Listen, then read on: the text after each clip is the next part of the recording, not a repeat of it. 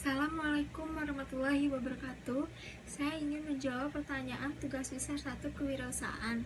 Soalnya Anda berniat mendirikan perusahaan stand up, bagaimana langkah saudara dalam menentukan lokasi bisnis? Yang pertama, mudah terlihat. Tujuannya agar usaha yang saya jalankan cepat dikenal oleh masyarakat sekitar. Yang kedua ada akses. Kami memilih lokasi yang banyak orang berlalu lalang dan mudah dilihat, maka akan membuat peluang pengunjung yang datang semakin banyak. Yang ketiga ada dekat dengan konsumen. Saya membuat usaha pada lokasi yang dekat dengan konsumen akan memudahkan mereka mengunjungi lokasi usaha saya. Selain menghemat waktu dan tenaga, biasanya lokasi yang dekat dengan konsumen akan menjadi pilihan pertama mereka. Selanjutnya ada perizinan. Sebelum memulai usaha, saya dipertimbangkan terutama perizinan usaha. Jangan sampai mengabaikan hal perizinan karena akan mengakibatkan resiko yang besar di kemudian harinya.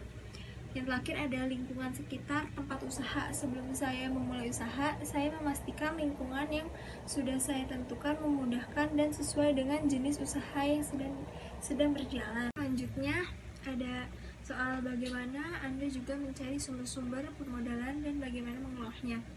Sumber permodalan yang kami pilih adalah menggunakan modal pribadi, karena dengan modal pribadi usaha kami lebih mempunyai kebebasan dalam mengelola usaha dan keuangan yang kami jalani.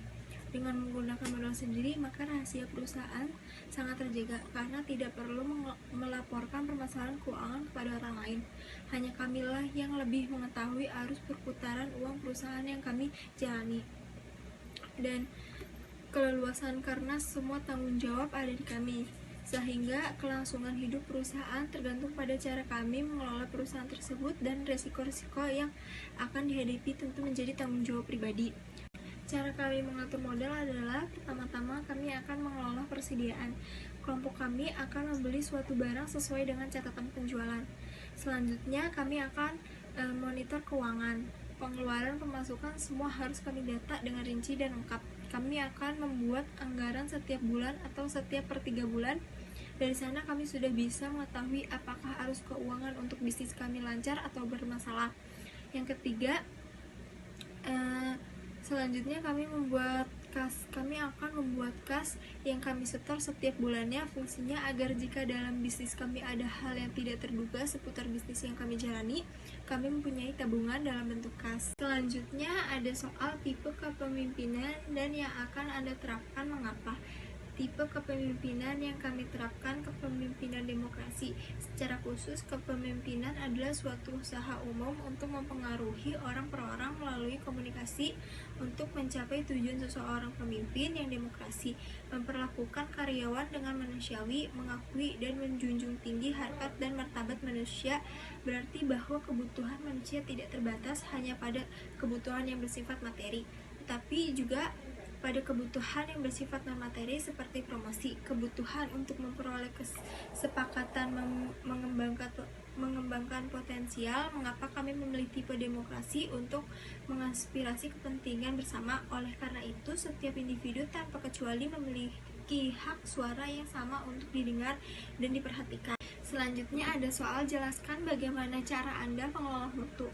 Cara kami mengelola mutu yaitu ada 4 mutu yang kami kelola. Yang pertama itu ada keandalan, kemampuan melaksanakan layanan yang dijanjikan secara meyakini dan akurat. Yang kedua ada daya tangkap, kesediaan dalam membantu pelanggan dan memberikan jasa secara cepat. Yang ketiga ada jaminan, pengetahuan dan kesopanan karyawan, kemampuan mereka menyampaikan akan membuat kepercayaan dan keyakinan dari pelanggan untuk membeli jasa. Yang keempat ada empati, kesediaan memberikan yang khusus kepada masing-masing pelanggan seperti selalu menanyakan kabar pelanggan. Selanjutnya ada soal jelaskan mengenai etik bisnis dan tanggung jawab sosial perusahaan. Etik bisnis adalah tindakan yang dilakukan dalam kegiatan bisnis dengan tidak menyalahi aturan organisasi dan masyarakat. Tanggung jawab sosial merupakan komitmen usaha untuk bertindak secara etis, beroperasi secara legal, dan berkontribusi untuk meningkatkan kualitas hidup dari karyawan, komunitas lokal, dan komunitas luas. Soal terakhir ada menganalisis perusahaan PT Sentul City.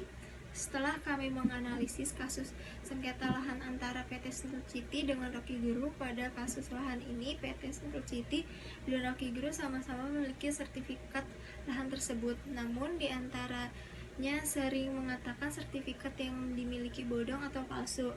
Dengan begitu, PT Sentul City telah melanggar etik bisnis dalam bentuk keadilan dan keamanan kepada Rocky.